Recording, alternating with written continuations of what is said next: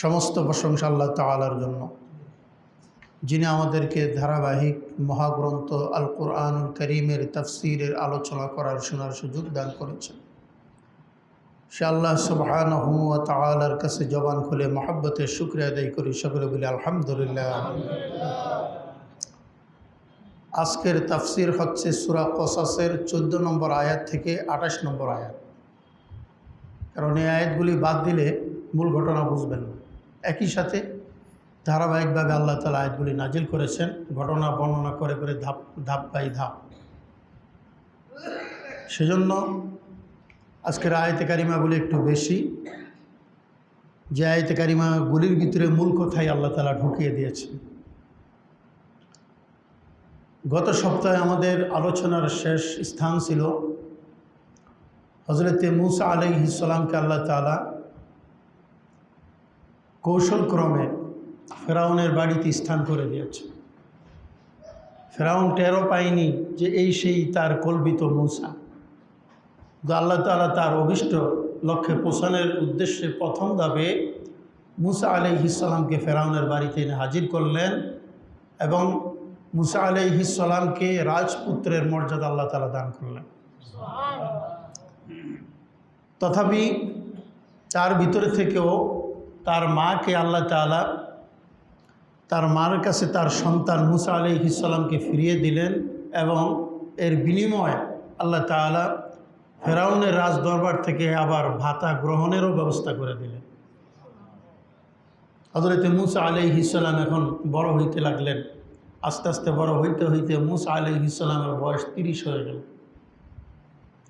30 বছরের ভিতরে ফেরাউন টেরও পায়নি যে আমার সেই কল্পিত আমার টার্গেটের শত্রু হযরতে মূসা এই শিশু বা এই ছেলে। মূসা আলাইহিস সালাম বড় হয়ে যখন তার বয়স 30-এ পরিণত হলো, ফেরাউন এবং তার রাজ দরবারে যারা ছিল একদিন কোথাও বেড়াইতে গেল। মূসা আলাইহিস সালামকে সাথে নেয় নাই। সকলে মনে করত মূসা আলাইহিস সালাম বোধহয় ফেরাউনের এই ছেলে। হযরতে মূসা আলাইহিস সালাম দুপুর বেলায় মানুষ যখন খাওয়া দাওয়া করে বিশ্রাম নেয়, ওই টাইমে হযরতে মূসা আলাইহিস সালাম পায়চারি করার জন্য বের হলেন। হঠাৎ করে মূসা আলাইহিস সালাম তাকে দেখলেন দুইটা লোক ঝগড়া করতেছে। আল্লাহ তাআলা কুরআনুল কারীমে এই মর্মে আলোচনা করতেছেন সূরা কসাসের 14 নম্বর আয়াত থেকে, ওয়ালাম্মা বালাগা আশুদ্দাহু ওয়াস্তাওয়া আতাইনাহু হুকমান ওয়া ইলমা ওয়া কাযালিকা নাজসিল মুহসিনিন। এমনিভাবে আমি আল্লাহ যখন মূসাকে তার পরিণত বয়সে পূর্ণতা দান করলাম, আমি আল্লাহ তাআলা মূসাকে হিকমত এবং জ্ঞান দান করেছি। এমনিভাবে আমি আল্লাহ তাআলা সৎ কর্মশীলদেরকে প্রতিদান দিয়ে থাকি। ওয়াদাখালাল মাদিনাতা আলা হিনি গফলাতিন মিন আহলিহা فوجد فيها رجلين يقتتلان هذا من شيعته وهذا من عدوه। দুইজন লোককে দেখলেন ঝগড়া করতেছে। একজন ছিল মিশরের ভিতরে, দুইটা গ্রুপ ছিল মিশরের বসতিদের ভিতরে সেই সময়। একটা ছিল ইসরায়েলি বংশের হযরতে ইয়াকুব আলাইহিস সালামের বংশ থেকে যে ধারাটা নেমে এসেছিল, এদেরকে বলা হয় ইসরায়েলি বংশের। এই বংশেরই ছিলেন হযরতে মূসা আলাইহিস সালাম। এদেরকে ইসরায়েল বলা হইতো, বনি ইসরায়েল। আবার আরেকটা ধারা ছিল যেটা ফেরাউনের গোষ্ঠীর লোক, একদেরকে বলা হইতো কিপ্তি। দুইটা গোত্রের লোকের বসবাস ছিল। তো হযরতে মূসা আলাইহিস সালাম তাকে দেখতেছেন দুইটা লোক ঝগড়া করতেছে দুই গোত্রের, একটা হলো ইসরায়েলি আর একটা হলো কিপ্তি, ফেরাউনের বংশীয় লোক। মূসা আলাইহিস সালাম কাছ দিয়ে যখন যাইতেছিলেন ফাস্তাগাসাহুল্লাযী মিন শিআতিহি আলাল্লাযী মিন আদুইহি, তখন বনি ইসরাইলের লোকটি হযরত মূসা আলাইহিস সালামের কাছে সাহায্য চাইল কিপ্তির বিরুদ্ধে। মূসা আলাইহিস সালামকে বলল, ও মূসা, আমাকে সাহায্য করুন, এই লোকটি আমাকে আঘাত করতেছে। মূসা আলাইহিস সালাম অগ্রসর হলেন, বললেন কি হয়েছে? কিপ্তি বলে, এই লোকটি তোমার বাবার রাজদরবারের যে লাকড়ি থাকে সেই লাকড়ির যোগানদাতা, সুতরাং সে আমার সহিত এটা করেছে এটা করেছে। মূসা আলাইহিস সালাম যখন তাকে বুঝাইতে লাগলেন, এক পর্যায়ে হযরতে মূসা আলাইহিস সালামের সহিত কিপ্তি বেয়াদবি করে বসল। কিপ্তি বলতেছে, মূসা তুমি বাড়াবাড়ি করতেছ। মূসা আলাইহিস সালামকে আল্লাহ তাআলা সমস্ত নবীদের তুলনায় একটু রাগ, একটু জিদ বেশি দান করেছিলেন। নবীদের ধৈর্য আল্লাহ তাআলা সমস্ত মানুষের তুলনায় অনেক বেশি দান করেছেন, কিন্তু সেই সময় হযরত মূসা আলাইহিস সালাম এই কথা শোনার পর নিজেকে সংবরণ করতে পারেন নাই। ফাওয়াকাযাহু মূসা ফাকাদা আলাইহি, মেজাজ খারাপ হয়ে গেছে যে আমি বাড়াবাড়ি করি। এইভাবে 5 আঙ্গুল গুটিয়ে মুষ্টিবদ্ধ করে দিলেন, থাম করে একটা ঘুষি। মেজাজ খারাপ যখন মাথায় লাগলো, ঠাস করে লোকটা সাথে সাথে পড়ে গিয়ে মারা গেছে, সাথে সাথে। হাদিসের ভিতরে এসেছে, বিশ্ব নবী বলেছেন প্রত্যেক নবীকে আল্লাহ তাআলা ওই যুগের 40 জন শক্তিমান পুরুষের শক্তি আল্লাহ তাআলা তার গায়ে দান করেন। তারই ধারাবাহিকতায় হযরতে মূসা আলাইহিস সালামের সময়, ওই সময়ে 40 জন সুপুরুষের শক্তি একাই আল্লাহ তাআলা মূসা আলাইহিস সালামকে দান করেছিলেন। একটা ঘুষি মানে 40 জন মানুষের এক হাতে, একত্র হাতের ওয়াইটের ঘুষি, এটা তো সহ্য করার মতো না। লোকটি পড়ে গেল, ফাকাদা আলাইহি, সাথে সাথে লোকটি মারা গেল। قال هذا من عمل الشيطان إنه لكم إنه عدو مضل مبين। লোকটি পড়ার পর হযরত মূসা আলাইহিস সালামের অনুশোচনার কাজ করল। আরে করলাম কি, আমি তো আস্তে করে ঘুষি দেওয়ার খেয়াল করেছিলাম তাকে থামানোর জন্য, ভয় দেখানোর জন্য, কিন্তু এই ঘুষি যে তার জীবন শেষ হয়ে যাবে আমি তো কল্পনাও করতে পারি নাই। পরক্ষণে হযরতে মূসা আলাইহিস সালাম বললেন, না না, এটা কোনো মানুষের কাজ না, এটা শয়তানের কাজ। নিশ্চয় শয়তান হলো স্পষ্ট গোমরাহি, পথভ্রষ্ট, সে এই কাজটা আমাকে দিয়ে করেছে। ক্বালা রব্বি ইন্নী যালামতু নাফসি ফাগফির লি ফাগফারা লাহু ইন্নাহু হুয়াল গফুরুর রহিম।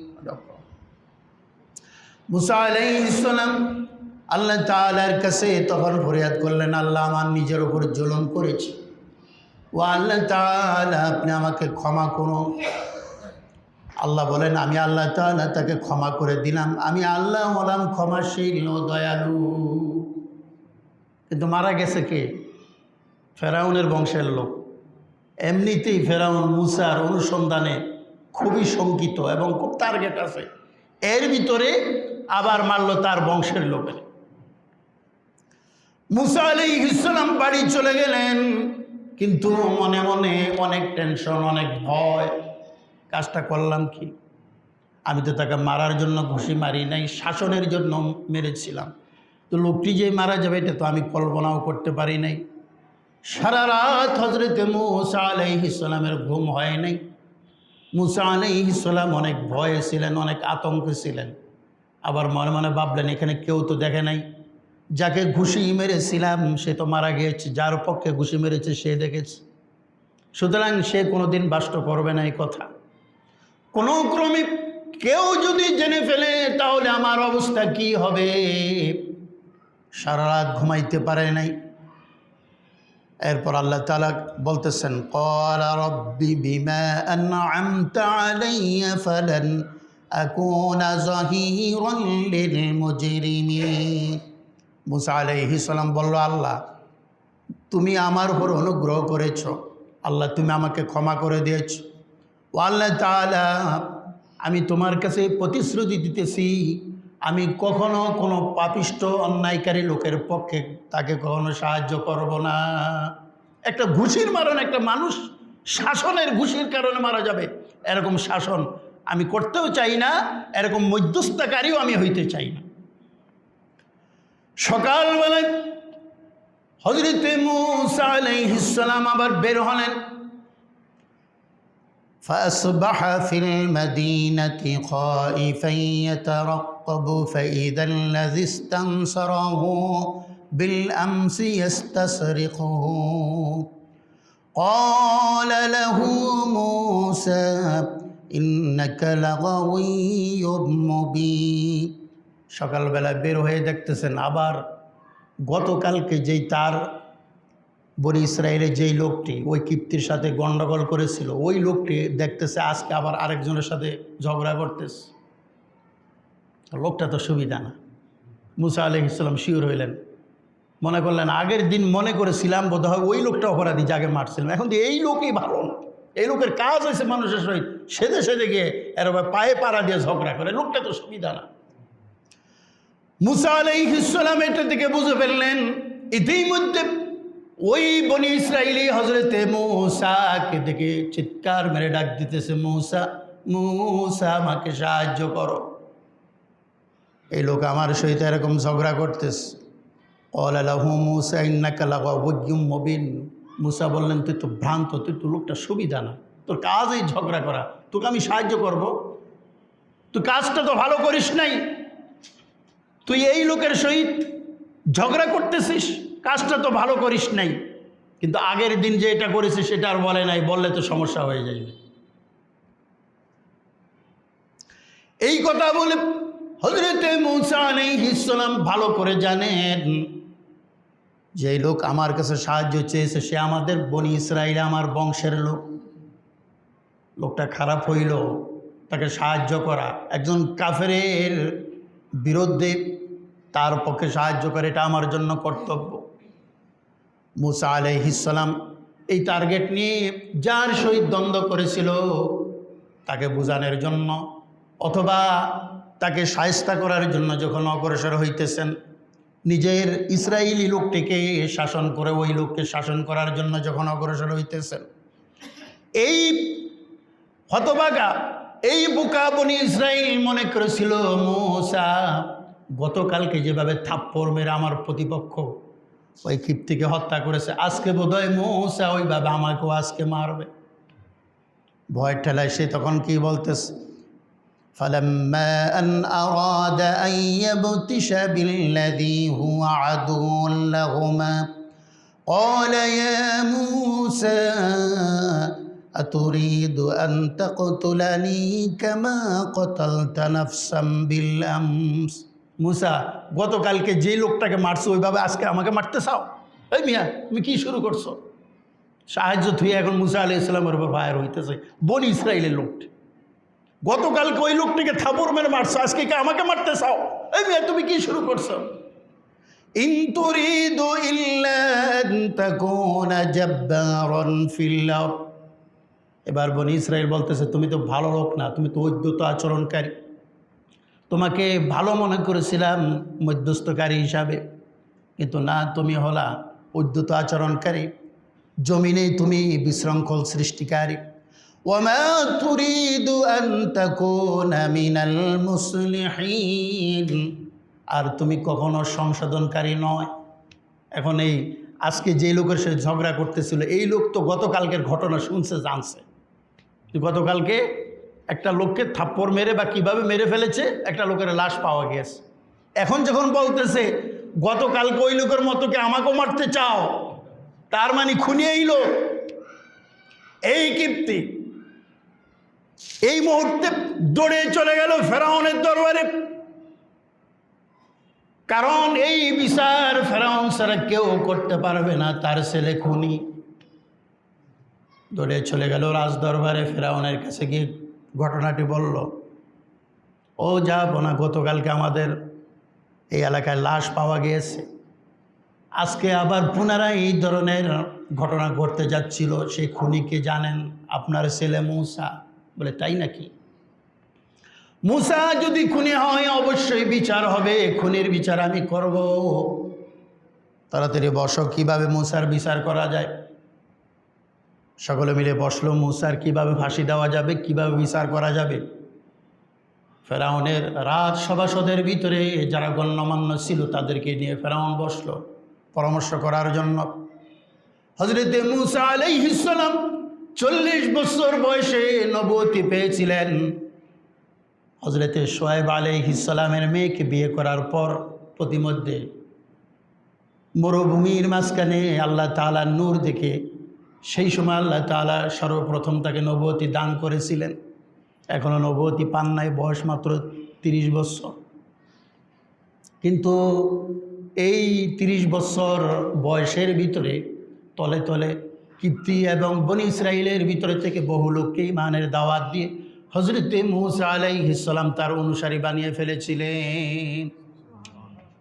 40 বছর বয়সে আসমানি কিতাব দাওয়াত দেওয়ার প্রকাশ্যে আল্লাহর পক্ষ থেকে ঘোষণা আসে, এবার প্রকাশ্যে দাও। কিন্তু তার আগে গোপনে গোপনে দেওয়া হতো, এবং নবীদের আদর্শ 40 বছর পর যেরকম ছিল 40 বছর আগে ঠিক হুবহু এরকমই ছিল, কোনো ব্যবধান ছিল না। সুবহানাল্লাহ।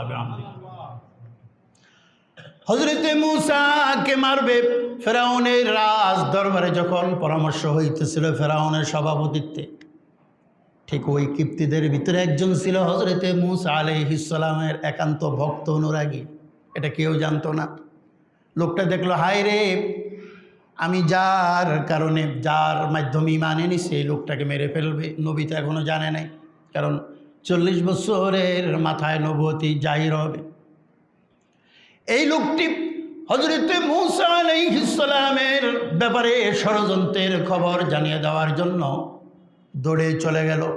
ফেরাউন মুহূর্তের ভিতরে ঘোষণা দিয়ে দিল, আমার রাষ্ট্রের ভিতরে যত পুলিশ আছো, যত ডিফেন্স বাহিনী আছো, যত জায়গায় আমার রাষ্ট্রের নিরাপত্তার দায়িত্বে নিয়োজিত কর্মচারীরা আস, তালাশ নেও মূসা কোথায় আছে, মূসাকে ধরে নিয়ে আস।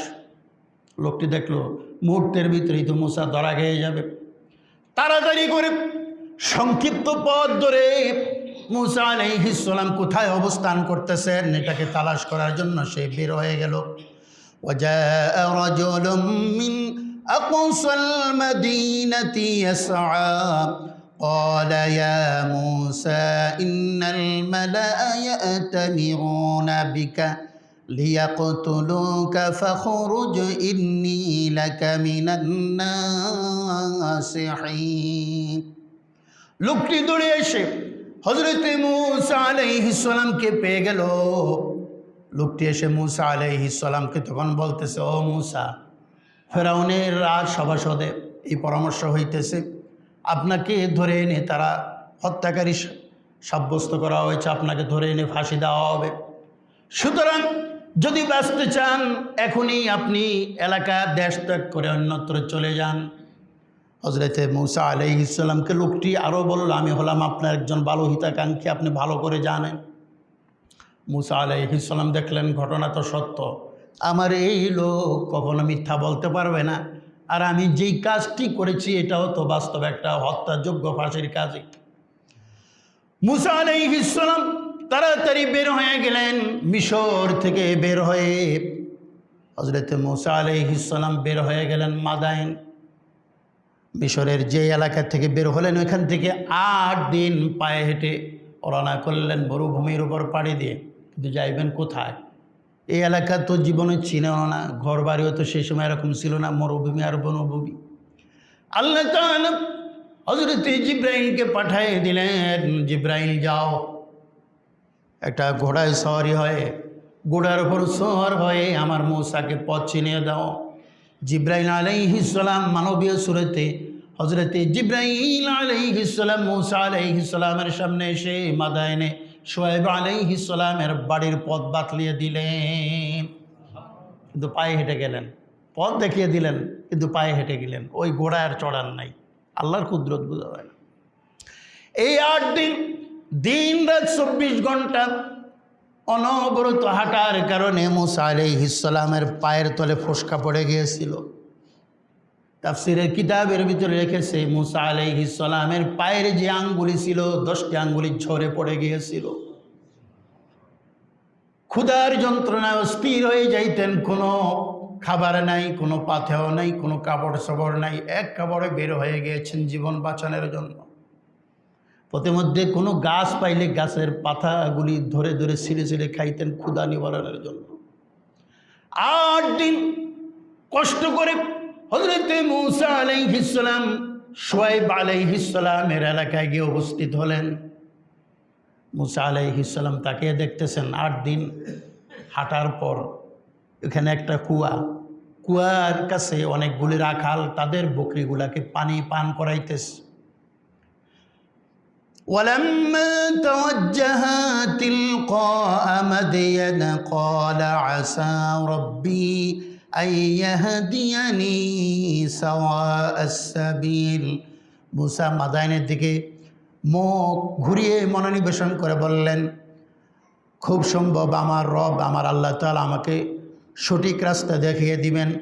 ولما ورد ماء مدين وجد عليه أمة من الناس يسقون ووجد من دونهم امرأتين تذودان।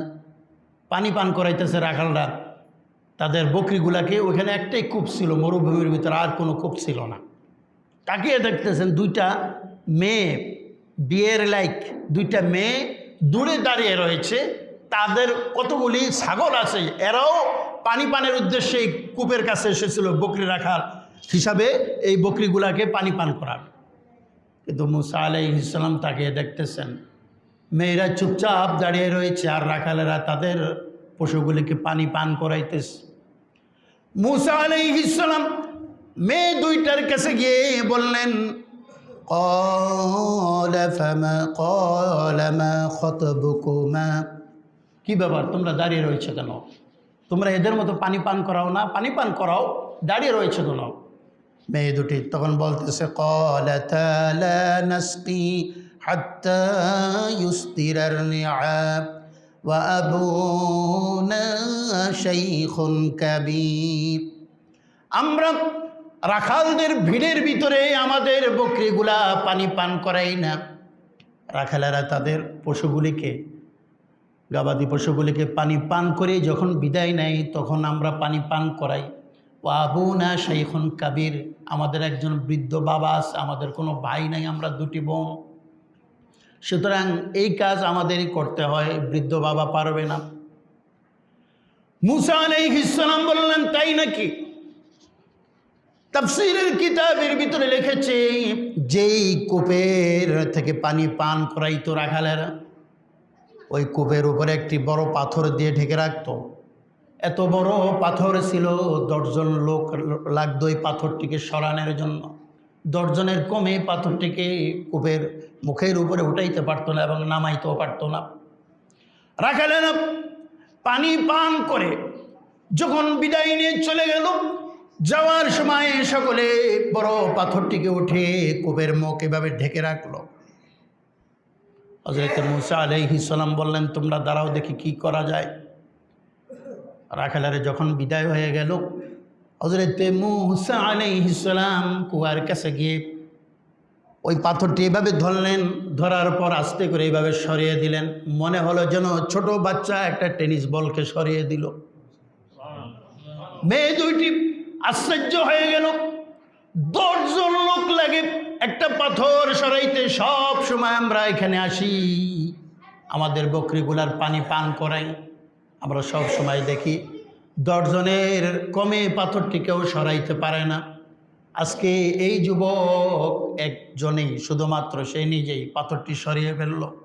এত শক্তিশালী যুবক তো আমরা আর কখনো দেখি নাই। এবার মূসা আলাইহিস সালাম বালতি নিয়ে টান দিয়ে পানি উঠিয়ে বললেন, তোমাদের বকরিগুলাকে পানি পান করাও। হজরতে শোয়েব আলাইহিস সালামের মেয়ে দুইজন ছিলেন। এই দুইজন ছিলেন হজরতে শোয়েব আলাইহিস সালামের মেয়ে। শোয়েব আলাইহিস সালামের কোনো ছেলে ছিল না। ভাইরা আমার, নবীদের ভিতরে কোনো নবীকে আল্লাহ শুধু ছেলে দান করেছেন, কোনো নবীকে আল্লাহ তাআলা শুধু মেয়ে দান করেছেন, কোনো নবীকে আল্লাহ তাআলা ছেলেও দিয়েছেন, মেয়েও দিয়েছেন। এমন নবী ছিল আল্লাহ তাআলা তাকে কোনো সন্তানই দান করেন নাই। আর আজকে আমাদের যদি কারোর কয়েকটা মেয়ে হয়, তখন স্ত্রীর উপর টর্চারিং শুরু করে, নানান কটু কথা বলে। এমনও এই দেশে ঘটনা ঘটে যে অত্যাধিক মেয়ে হওয়ার কারণে স্ত্রীকে তালাক পর্যন্ত দেয়, এরকম নরপশু মানুষ আছে। আল্লাহ স্পষ্ট বলেছেন, লিল্লাহি মুলকুস সামাওয়াতি ওয়াল আরদ ইয়াখলুকু মা ইয়াশা ইয়াহাবু লিমান ইয়াশাউ ইনাসান ওয়া ইয়াহাবু লিমান ইয়াশাউ যুকুর আও ইউযাওয়িজুহুম যুকরানান ওয়া ইনাসা ওয়া ইয়াজআলু মান ইয়াশাউ আকীমান ইন্নাহু আলীমুন কাদির। আল্লাহ বলেন, আকাশ ও জমিনের রাজত্ব আমি আল্লাহ তাআলার হাতে। আমি আল্লাহ যাকে খুশি ছেলে দান করি, যাকে খুশি মেয়ে দান করি, যাকে খুশি ছেলেও দেই, মেয়ে দেই, যাকে খুশি আমি আল্লাহ তাআলা কোনো সন্তানই দান করি না। লূত আলাইহিস সালামের মেয়ে ছিল, ছেলে ছিল না। শোয়েব আলাইহিস সালামের মেয়ে ছিল, ছেলে ছিল না। ইব্রাহিম আলাইহিস সালামের 8 ছেলে ছিল, একটাও মেয়ে ছিল না। আবার মুহাম্মদুর রাসূলুল্লাহ সাল্লাল্লাহু আলাইহি সাল্লাম, আপনার আমার নবীকে আল্লাহ তাআলা ছেলেও দিয়েছেন, মেয়েও দিয়েছেন। এরকমও নবী দুনিয়ায় ছিল, আল্লাহ কিছুই দান করেন নাই। সুতরাং আমাদের অস্থির হইলে হবে না। আল্লাহ বলেন, এটা আমার কুদরতি খেলা। যাকে খুশি ছেলে দেই, যাকে খুশি মেয়ে দেই, যাকে খুশি উভয়টা দেই, যাকে খুশি কিছুই দেই না। এখানে ছেলেরও দোষ না, মেয়েরও দোষ না, এখানে স্বামীরও দোষ না, স্ত্রীরও দোষ না। এটা আমি আল্লাহ তাআলার কুদরতি খেলা। হজরতে শোয়েব আলাইহিস সালামের 2 মেয়েকে যখন মেয়েদের ওই বকরিগুলাকে যখন পানি পান করাইলেন, পানি পান করানোর পর এবার মেয়েরা চলল বাড়ির দিকে তাদের বকরিগুলা নিয়ে। ফাজাআতহু ইহদাহুমা, হযরতে মূসা আলাইহিস সালাম এবার কি করলেন? ফাসাকা লাহুমা সুম্মা তাওয়াল্লা ইলা যিল্লি ফাকালা রাব্বি ইন্নী লিমা আরসালতা ইলাইয়া মিন খায়রিন ফাকির। ওখানে একটা বাবলা গাছ ছিল, বাবলা গাছের নিচে বিশ্রাম নিলেন। 8 দিন যাবৎ খায় নাই, গাছের পাতা লতা খেয়ে কোনো ক্রমে জীবনযাপন করছে। পায়ের অবস্থা, পায়ের নখগুলা পর্যন্ত নাই, পা ফুলে গিয়েছে, পুষ্কা পড়ে গিয়েছে, ক্লান্ত শ্রান্ত, পেটে খাবার নাই, শরীরে শক্তি নাই। ওই বাবলা গেছে গোড়ায় ছায়াতে বিশ্রাম নিলেন হজরতে মূসা আলাইহিস সালাম। বাবলা গাছের গোড়ায় এভাবে মাথাটা হেলান দিয়ে উপরের দিকে তাকিয়ে হজরতে মূসা আলাইহিস সালাম এই দোয়াটা করলেন। বললেন, আল্লাহ রব্বি ইন্নী লিমা আরসালতা ইলাইয়া মিন খায়রিন ফাকির। আল্লাহ, যদি আপনি আমার উপর কল্যাণ দান না করেন এই ফকিরের উপরে, তাহলে আমি শেষ হয়ে যাইব। ও আল্লাহ তাআলা, আমি হলাম অভাব, চরম অভাবে আমি হলাম ফকির। সুতরাং আল্লাহ আমার উপর দয়া করুন, কল্যাণ করুন। মূসা আলাইহিস সালাম ওইদিকে হত্যার টেনশন, এদিকে খাবারের অভুক্ততার যন্ত্রণা, ওদিকে শারীরিক দুর্বলতা, ওদিকে পথ অপরিচিত, কোথায় যাইবেন। আল্লাহ তাআলার কাছে হযরত মূসা আলাইহিস সালাম বাবলা গাছের গোড়ায় হেলান দিয়ে দিয়ে উপরের দিকে তাকিয়ে আল্লাহ তাআলার কাছে করুণা কল্যাণ প্রার্থনা করতেছেন। ওদিকে শোয়েব আলাইহিস সালামের 2 মেয়ে তাদের বকরিগুলি নিয়ে বাড়িতে গিয়ে হাজির। ফাজাআতহু ইহদাহুমা তামশি আলা ইস্তিহয়াইন قالت إني أبي يدعوك ليجزيك أجر ما سقيت لنا فلما جاءه وقص عليه القصص قال لا تخف نجوت من القوم الظالمين। বাড়িতে যখন আসলো শোয়েব আলাইহিস সালাম মেয়েদেরকে বললেন, কি ব্যাপার মা, তোমরা এত তাড়াতাড়ি আসলা কেমনে? অন্যান্য দিন পানি পান করাও আস্তে আস্তে অনেক সন্ধ্যা হয়ে যায়, অনেক সময় রাতও হয়ে যায়। ছাগল পালন করে জীবিকা নির্বাহ করি, পালন না করে তো উপায় নাই। এটা উসিলা মাধ্যম, আল্লাহ রিজিক দান করেন, উসিলা ছাড়া আল্লাহ কাউকে খানা দেন না। আমার কোনো সন্তান নাই, আমি বৃদ্ধ মানুষ, আমি যাইতেও পারি না। ও মা, কীভাবে এত তাড়াতাড়ি আসলাম? মেয়ে দুটি তখন বলে, বাবা এমন দৃশ্য জীবনে দেখি নাই, একটি যুবক ছেলে আমাদেরকে সাহায্য করেছে। সাহায্য করেছে বাবা, যে জায়গায় পানি পান করে আমাদের পশুগুলিকে, ওই জায়গায় কুয়ার উপরে বড় একটি পাথর দিয়ে ঢেকে রাখা হয়। 10 জনের কমে পাথরটি উঠাইতে পারে না, নামাইতেও পারে না। কিন্তু দেখলাম কোত্থেকে যেন একটি যুবক ছেলে, অনেক সুন্দর চেহারা, এই যুবক ছেলেটি এসে আমাদেরকে জিজ্ঞাসা করলো, কি ব্যাপার দাঁড়িয়ে রয়েছ কেন? আমরা তখন বললাম, রাখালদের ভিতরে ঢুকে পানি পান করাই না। রাখালেরা যখন ওই পাথরটি দিয়ে কুয়ার মুখটি ঢেকে চলে গেল, 10 জন ছাড়া সম্ভব না উপরে নিচে নামানো। কিন্তু বড় আশ্চর্য দেখলাম, ছেলেটি 2 হাত দিয়ে এইভাবে পাথরটি ধরলো আর নামাইলো, আবার উঠাইলো, তার কোনো কষ্ট অনুভূতি হলো না। আবার বছর আশ্চর্য দেখলাম, অন্যান্য দিন অনেকগুলি বালতি পানি উঠে পান করাইতে হয় আমাদের বকরিগুলাকে, কিন্তু আজকে দেখলাম 1 বালতি পানি উঠাইলো আর আমাদের বকরিগুলাকে দিল। এত বরকত এই পানির ভিতরে দিল। 1 বালতি পানি 1 পাল বকরি সকলে পান করলো, পরিতৃপ্ত হয়ে গেল, আর পানির প্রয়োজন হলো না। হযরতে শোয়েব আলাইহিস সালাম মেয়েদের 2 জনের একজনকে বলল, মা যাও ছেলেটিকে ডেকে নিয়ে আসো, দেখো পাও কি না।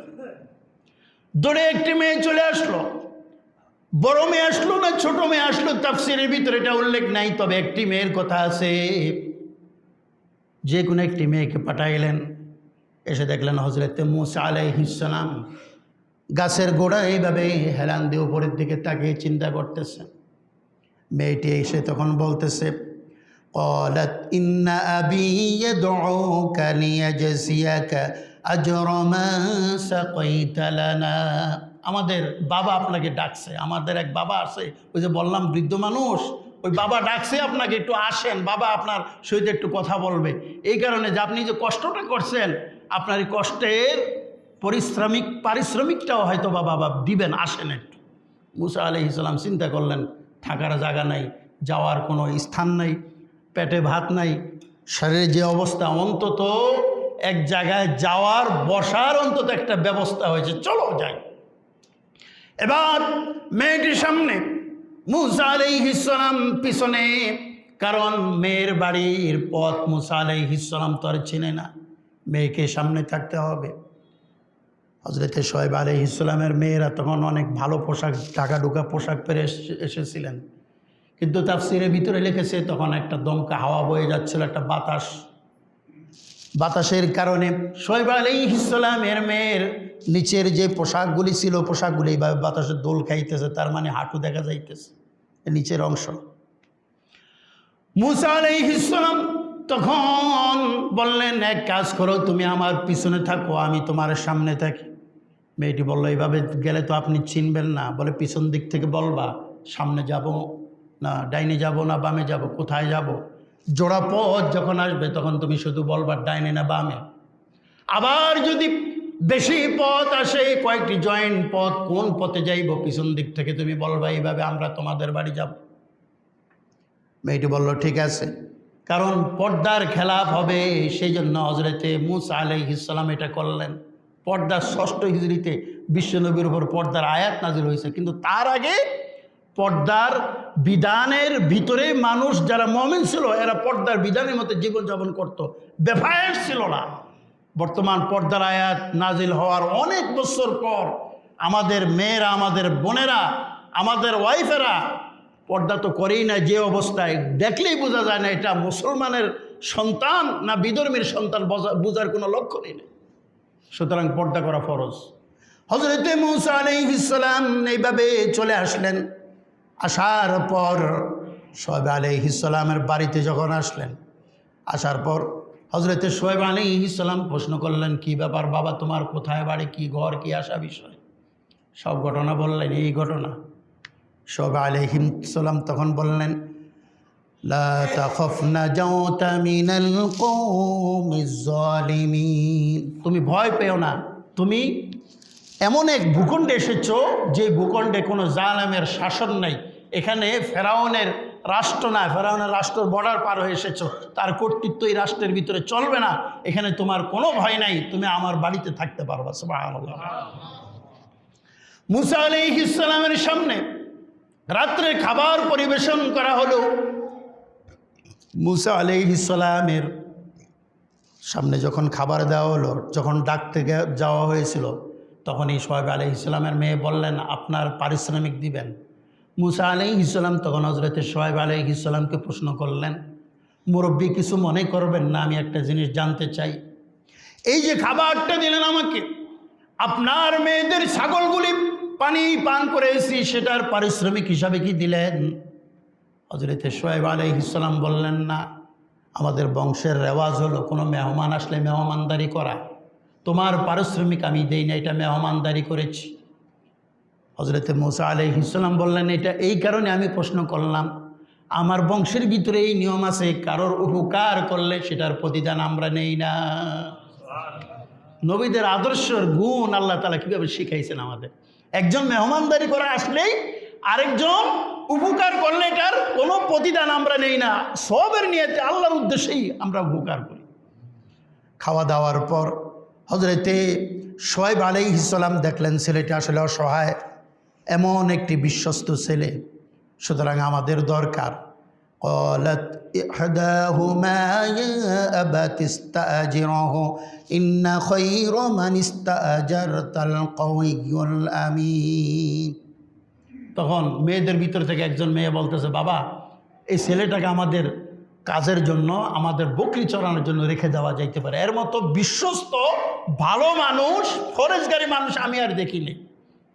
এবার শোয়েব আলাইহিস সালাম প্রশ্ন করলেন, মা, কিভাবে তুমি বুঝলা অপরিচিত ছেলে? বলে, দুইটা গুণে দেখেছি, একটা গুণ হলো কূপের পাথরে উঠানের গুণ শক্তি, আরেকটা হলো ফরেজগারের গুণ। আমি যখন সামনে দিয়ে যাইতেছিলাম তাকে নিয়ে আসার জন্য, পিছনে পিছনে ছিল, বাতাসে আমার পায়ের কাপড়গুলা দোল খাইতেছিল, এদিক সেদিকে যাইতেছিল, তখন আমার পায়ের কিছু অংশ প্রকাশিত হচ্ছিল। এই ছেলে তখনই বলে, তুমি আমার পিছনে যাও, আমি তোমার সামনে আসি, পিছন দিক থেকে তুমি শুধু পথ নির্দেশনা দিবা, আমি সেইভাবেই হাজির হব। সুতরাং বাবা, এই ছেলে আমাদের কাজের জন্য যদি নেই, তাহলে আমাদের কাজের অনেক উপকার হবে এবং আমাদের সকলের চরিত্রবানের শ্রেষ্ঠ চরিত্রবান বলে আমরা তাকে মনে করি। সুবহানাল্লাহ। শোয়েব আলাইহিস সালাম তখন একটা প্রস্তাব দিলেন। প্রস্তাবটা কি? قال إني أريد أن أنكحك إحدى ابنتي هاتين على أن تأجرني 8 حجاج فإن أتممت 10 فمن عندك وما أريد أن أشك عليك ستجدني إن شاء الله من الصالحين। শোয়েব আলাইহিস সালাম দেখলেন এই ছেলে হাতছাড়া করা যাবে না, আমার দুইটা মেয়েই তো উপযুক্ত হয়ে যাচ্ছে, একটা মেয়েকে ছেলের সাথে বিয়ে পড়িয়ে দিই। সুবহানাল্লাহ। বললেন, বাবা, আমার 2 মেয়ের এক মেয়েকে আমি তোমার কাছে বিবাহ দিব, বড় মেয়েকে। ও বাবা, তুমি যদি রাজি হও। মুসা আলাইহিস সালাম বললেন, আল্লাহ কোথায় থেকে কোথায় নিয়ে আসলা, এমন জায়গায় তুমি জায়গা করে দিয়েছো, এমন সুন্দরী মেয়েও মিলিয়ে দিয়েছো আমার জন্য বউ হিসেবে। ও আল্লাহ তাআলা, তোমার কুদরতি খেলা বোঝা যায় না, ফেরারি আসামি হয়ে আজকে তুমি আমাকে বাড়ির জামাইও বানিয়ে দিচ্ছ। তবে শোয়েব আলাইহিস সালাম বললেন, বাবা, শর্ত আছে। শর্ত হলো, আমার যে বকরিগুলো আছে এগুলি চড়াইতে হবে 8 বছর। 8 বছর হলো দেন মহারানা। আবার যদি 2 বছর তুমি করো, 10 বছর তাহলেও করতে পারো, তবে 8 বছর তোমাকে করতে হবে। 8 বছর পরে যদি বিদায় নিয়ে যাও, আমার কোনো আফসোস থাকবে না। 10 বছর যদিও না করো, কোনো আফসোস থাকবে না। 10 বছর করলেও আমি খুশি, 8 বছর করলেও খুশি। হযরতে মুসা আলাইহিস সালাম বললেন, ঠিক আছে, আমি রাজি। হযরতে মুসা আলাইহিস সালাম তখন ছাগল চড়াইতে শুরু করলেন। হযরতে শোয়েব আলাইহিস সালামের এক পাল ছাগল ছিল, বিশ্বনবী এক হাদিসের ভিতর সাহাবীদেরকে বললেন, সাহাবীরা, দুনিয়ায় আল্লাহ তাআলা এমন কোন নবী রাসূলকে পাঠান নাই যেই নবী রাসূল ছাগল চড়ান নাই। প্রত্যেক নবীকে দিয়ে আল্লাহ তাআলা ছাগল চড়িয়েছেন। সাহাবী একজন প্রশ্ন করলেন, ইয়া রাসূলুল্লাহ, আপনিও কি চড়িয়েছেন? আল্লাহ নবী বললেন, হ্যাঁ, আমিও মক্কাবাসীদের ছাগল 1 কেরাত 2 কেরাতের বিনিময়ে চড়িয়েছি। সুবহানাল্লাহ। এটার কারণটা কি ভাই? ছাগলের মতো তেরা প্রাণী নাই। আপনি সামনে টান দিবেন, দেখবেন 2 পা দিয়ে এইভাবে এমন ব্যারিকেড দিছে, জীবনও টানতে পারবেন না, রশি ছিঁড়ে বলাইবে, তার মানে ঘাড় ছিঁড়ে যাবে ওরকম, তারপরে সে সামনে অগ্রসর হবে। এরপরে আপনি ছাগল পিছন দিক থেকে তাড়াবেন, একটা এইদিকে, একটা ওইদিকে, একটা ওইদিকে, মানে ছাগলের মতো যন্ত্রণাদায়ক এরকম রাখালগিরি আর কোনো কিছু তো নাই। ওইটা দিয়ে আল্লাহ তাআলা ট্রেনিং দিয়েছেন সমস্ত নবী রাসূলদেরকে যে এর থেকে বড় ছাগল জাতীয় এক ধরনের মানুষকে তোমাদেরকে মানুষ করতে হবে। সুতরাং ধৈর্যের ট্রেনিং এখান থেকে শুরু হোক। সেজন্য আল্লাহ তাআলা সমস্ত নবী রাসূলদেরকে দিয়ে ছাগল চড়িয়েছেন। এবার قال ذلك بيني وبينك إما الأجلين فقضيت فلا عدوان علي والله على ما نقول وقير। মুসা বললেন, ঠিক আছে, আমি 2 মুদ্দাতের অর্থাৎ 8 বছর অথবা 10 বছর আপনি যে শর্ত করে দিয়েছেন ওইটার ভিতরে যেই কোনো একটা গ্রহণ করব, সেখানে আপনার কোনো আপত্তি থাকবে না। এরপরে 8 বছর পড়ার পর বললেন আরও 2 বছর ছাগল চড়াবো। 10 বছর করলেন, করার পর তখন বললেন যে এখন তো আমার বিবাহ পড়ানোর সময়, 2 বছর আগেই তো হয়েছে, 2 বছর আরও বেশি করছে মানবতার কারণে। হযরতে মুসা আলাইহিস সালাম যখন এই কথা বললেন, হ্যাঁ বাবা, ঠিকই বলেছ, আমি তোমার ধৈর্যের অপেক্ষাটা দেখেছিলাম, 2 বছর আগে শেষ হয়েছে, তুমি 10 বছরেই পুরা করেছ, এখনই আমার মেয়ের সহিত তোমার বিবাহ পড়িয়ে দিব। হযরতে মুসা আলাইহিস সালামের সহিত হযরতে শুআয়ব আলাইহিস সালামের বড় মেয়ে সাবুরাকে উনি বিবাহ পড়িয়ে দিলেন। সুবহানাল্লাহ। বিবাহ হয়ে গেল, সামনের তাফসীর ইনশাআল্লাহ আসবে। বিবাহ হওয়ার পর এবার মুসা আলাইহিস সালাম স্ত্রীকে বলে যে এক কাজ করো, আমরা তো ঘর সংসার করব, শ্বশুরবাড়ি কি জীবনভর থাকবো নাকি? আমার ঘরবাড়ি আছে না, আর না থাকলেও ঘরবাড়ি না গেলেও অন্তত আমাদের সংসার শুরু করার জন্য তো আলাদা একটা ঘর সংসার দরকার, একটা ঘরের দরকার, তো আমাদের সংসার তো আলাদা হবে। তোমার বাবার তো অনেকগুলো ছাগল আছে, বাবাকে বলো যে কয়েকটা বকরির বাচ্চা যেন দেয় বা কয়েকটা ছাগল দেয়, দিলে অন্তত এগুলি দিয়ে কোনো রকম লড়ে চড়ে আমরা যাতে করে চলতে পারি। এবার হযরতে সবুরা বাবাকে বলে, শুআয়ব আলাইহিস সালামকে, বাবা আপনার জামাই কথা বলতেছে, সে তো বাড়ি যাবে অথবা একটা সংসার করবে, একটা কিছু করার দরকার, তো আমাদেরও তো একটা ভবিষ্যতের দরকার, তো বাবা কতগুলো ছাগল দিলে আমাদের জন্য উপকার হবে। শুআয়ব আলাইহিস সালাম দেখলেন মেয়েটা এখন চলে যাবে আমাকে ছেড়ে, সুতরাং আরেকটু থাক, ছেলেটা এত আদর্শবান, আমারও তো ছেলে নাই, ছেলের মতোই দেখতেছি। শুআয়ব আলাইহিস সালাম একটা শর্ত দিলেন, শর্ত হলো যে আমার অনেকগুলি যেই বকরি দেখো এগুলি সন্তান সম্ভবা, তার মানে গাভীন, যেটাকে আমরা বলি সহজ কথায়, তো এগুলি বাচ্চা হবে। এই বাচ্চার ভিতরে যদি চক্রা বকরা কোনো বাচ্চা জন্মগ্রহণ করে, চক্রা বকরা অর্থাৎ সাদা এবং কালো মিলে, চিত্রালি যেটাকে বলা হয়, ওগুলা তোমাদেরকে দিয়ে দেব। তাফসীরের ভিতরে লিখেছে হযরতে শুআয়ব আলাইহিস সালামের বকরিগুলা অধিকাংশ ছিল কালো। আল্লাহর কুদরত বোঝা যায় না। এটার মাধ্যমে হযরতে শুআয়ব আলাইহিস সালাম চাচ্ছিলেন আরও 1 বছর বা কয়েক মাস এদেরকে আটকে রাখার জন্য। মুসা আলাইহিস সালাম যদি এখনই নিয়ে যান, আমার বউ আমি নিয়ে যাবো, আপনি আটকানে রেখে পারবে না, শরীয়ত মোতাবেক নিয়ম নাই। সুতরাং এই জন্য মহব্বতের সহিত শর্ত দিয়ে আটকাইলেন।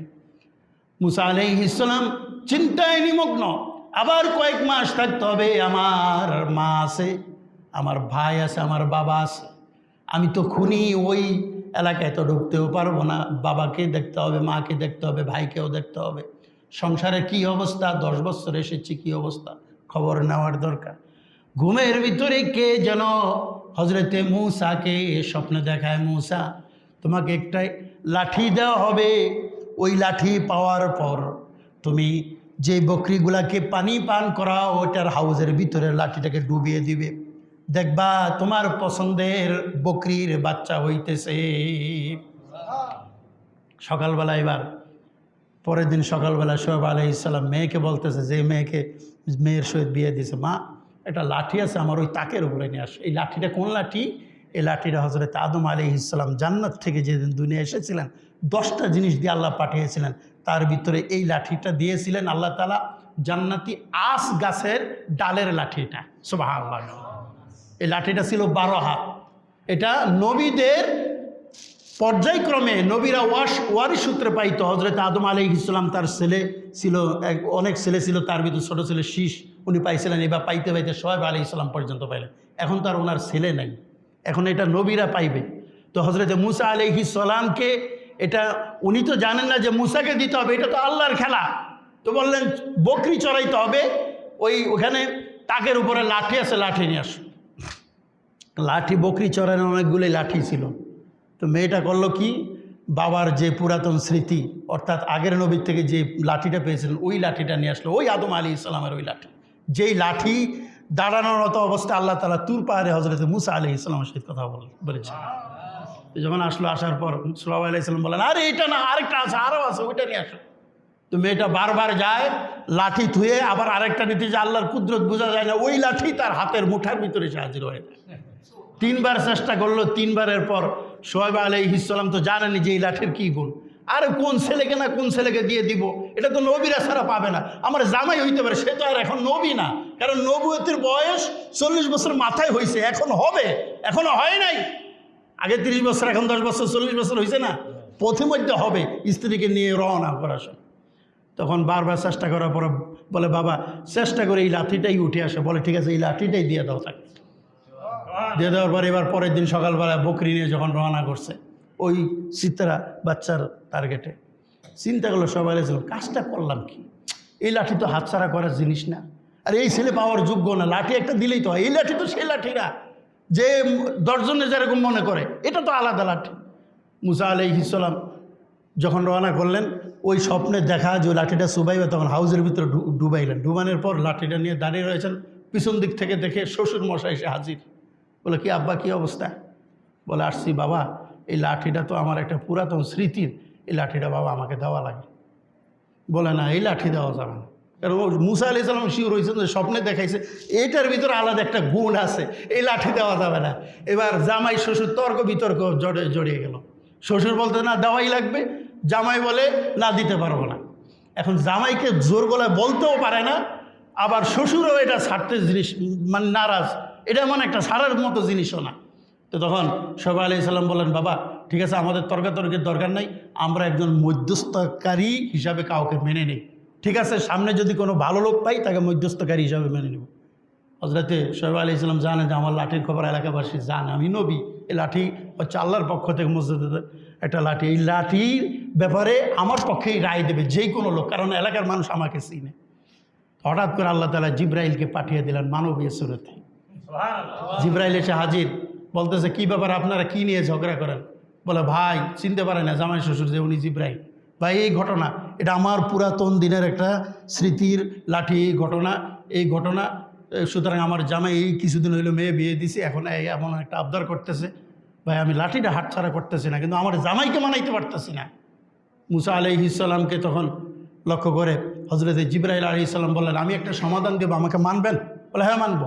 বলে, লাঠিটা জমিনে ফেলান, এই জমিন থেকে যে লাঠিটা উঠাইতে পারবে সেই লাঠির মালিক হবে।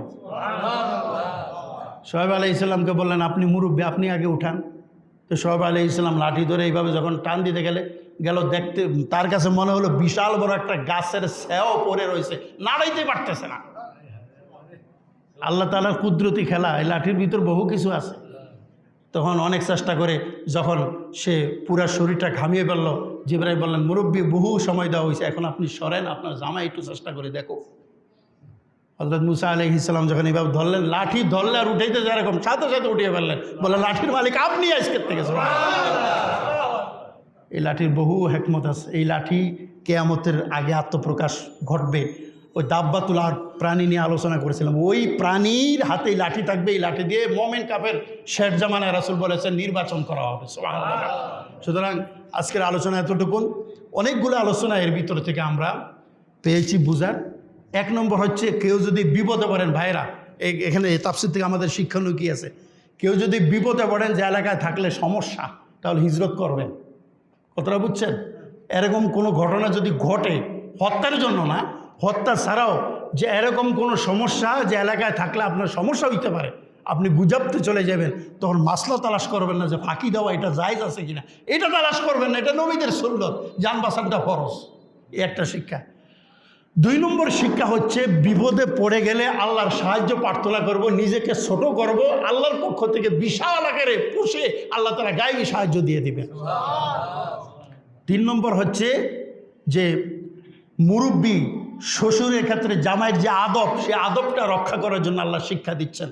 এইভাবে শ্বশুরদেরকে বাবার মতো সম্মান করতে হবে, বাবা মা সকলকে সম্মান করতে হবে, মুরব্বীদের সম্মানের সিস্টেমটাও আল্লাহ তাআলা এখানে শিক্ষা দিচ্ছেন। আল্লাহ তাআলা বুঝার আমল করার তৌফিক আমাদেরকে দান করুন।